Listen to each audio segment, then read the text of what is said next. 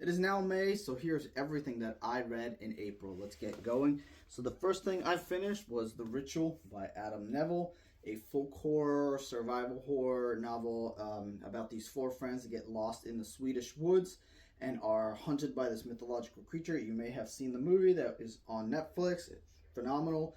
I think a lot of people rag on the second half of this book, but I very much enjoyed it, and so I would give this a 4.5 stars. And then I reread The Martian Chronicles by Ray Bradbury, which is a collection of short stories that come to make a novel. It's like a fix-up novel about men, colonizing Mars. I still thought it was great, so I would continue to give it 4 stars. And then next, I read The Girl Next Door by Jack Ketchum. I don't want to say I love this book because it's based on a true story and it's horrible, but it was a very good book. I think it pissed me off and it did exactly what it needs to do in a horror novel. And so with that, I would give it 5 stars. And then I finished the Rats series by James Herbert with the last book in the trilogy, Domain. I thought it was okay.